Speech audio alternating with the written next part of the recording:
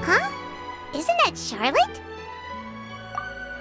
What could she want with Lapine Pauline? Pretty please with the cherry on top, Charlotte! Journalist extraordinaire! Please tell me you're joking! I read that a gang of criminals tricked the Gardamex by disguising themselves as blubber beasts. It's true, isn't it? It has to be! I've invested all my savings into graph adversarial technology and even taken out a sizable bank loan. I'm begging you like the beggiest beggar in all of begdom. Okay. I need you to calm down a little, Miss Lapine Pauline. I admire your passion for your research, and I don't mean to dash your hopes for those, big-ticket orders. But I'm afraid I'm not joking. The Blubber Beast incident was a short story mailed to us by an anonymous amateur author, written in the style of a true story.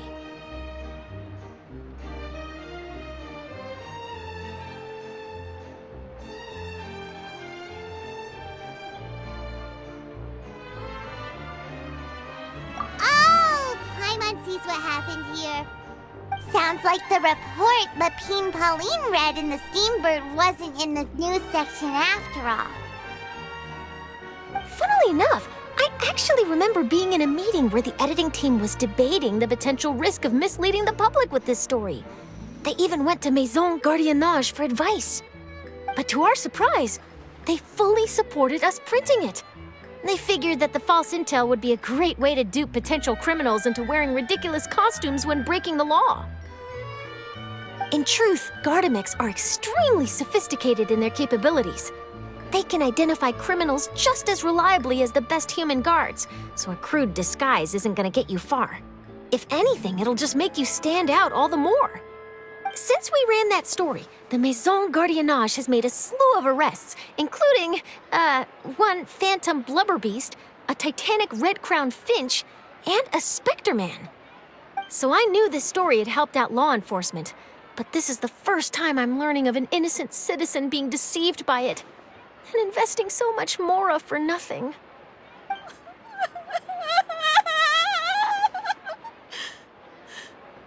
Uh-oh. So Lapine Pauline's whole research project is based on a fictional story? Which means we're not gonna get a big bonus after all. But more importantly, she's gonna lose everything she's invested. Traveler! Paimon! You're back! I was in the area taking some photos for a story when I got to talking to Miss Lapine Pauline about her research. She told me about your collaboration. She was hoping I could write an article to spread awareness about image recognition technology. She even paid me for the article and gave me one of her prototype devices before I could get a word in. I unfortunately had to dash her hopes, and I'm afraid all your hard work was in vain too. She's desperately trying to find a way to rescue the project and get you the mora you're due. I've tried to let her down gently, but she's finding it all very hard to accept. This is a new situation for us, too. It's such a pity. It seems like the author was only trying to make the story interesting, and the Maison Gardiennage only had Fontaine's best interest in mind. Wait, Miss Lapine Pauline, what are you doing? I'm gonna pick a fight with a Gardamek, head to the Opera at Biclez, and get a one-way ticket to the Fortress of Meropide.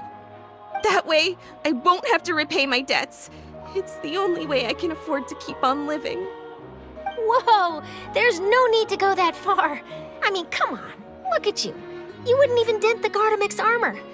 In all likelihood, they'd only hold you up at the Maison Gardiennage for a few days before letting you out, and then you'd still have to repay your debts. Actually, instead of going into the technicalities of that, how much did you actually invest? How bad can it really be?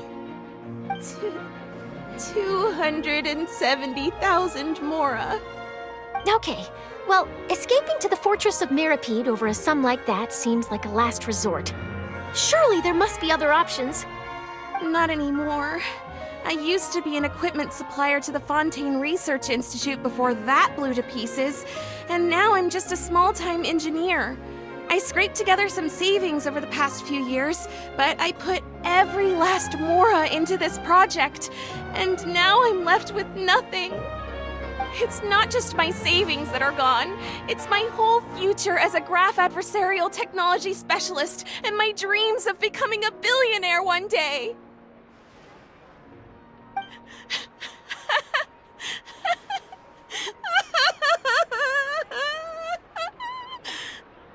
My life is over. Don't despair, Miss Lapine Pauline. I think I know a way for you to turn this around. This prototype you've given me, the camera lens for image recognition sample collection. It's really quite something.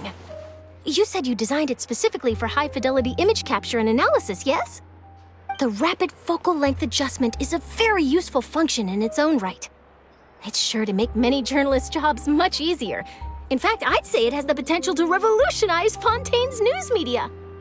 So your research efforts thus far are by no means in vain.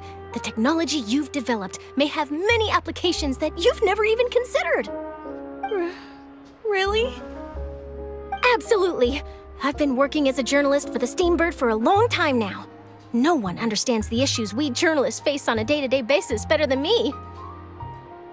So keep calm, take heart, and start thinking about mass production. In the meantime, I'll show your invention to all my colleagues to drum up interest in your product. I can't believe it! If this is true, then I can look into setting up a whole camera lens development pipeline. My big ticket orders and billionaire aspirations are still in the cards. Oh, maybe I should consider taking out another loan. That way, I can rapidly improve the lens production process, be the first to market, and prepare to battle for dominance in the camera industry. Come on, stop daydreaming about your pipelines for a minute. Just take it one step at a time and see how it goes. There's no sense in putting all your eggs in one basket before things are even off the ground.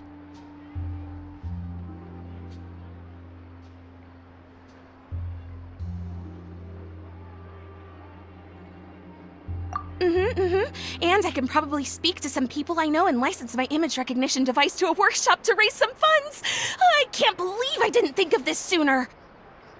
There's no time to lose. I need to get to work. Early bird gets the worm. Can you believe her? She just ran off.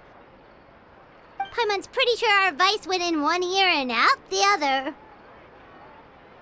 It's understandable. When inspiration and passion strike at the same time, it's all too easy to throw yourself headfirst into your work and forget about everyone around you. A lot of journalists are the same way when they're first starting out. But don't you worry. I'm gonna write an article on all this, and I'll be checking in on her regularly. Her research has the potential to benefit the entire journalistic community. I'll give her plenty of input to stop her from going down any rabbit holes and make sure mass production of her lens can begin as soon as possible. It's reassuring to know that you'll be looking out for her, Charlotte.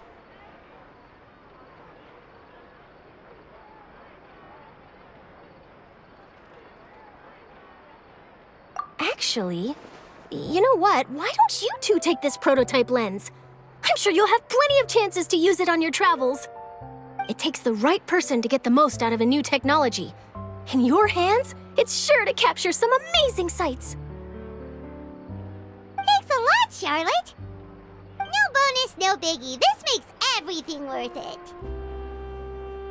You're welcome. I got something out of this too. The beginnings of a very interesting news story. The boundaries between real news reports and news-like fiction must not be blurred, even when there's a compelling justification for doing so.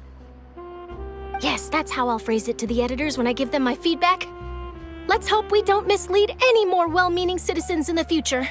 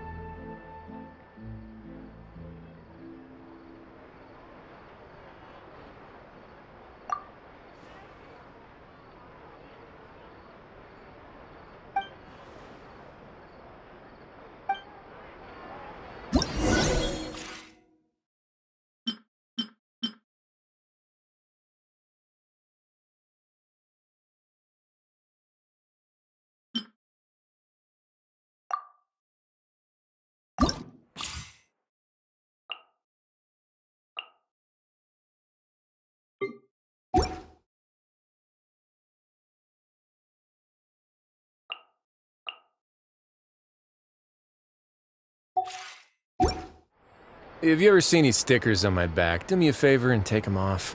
Malazine.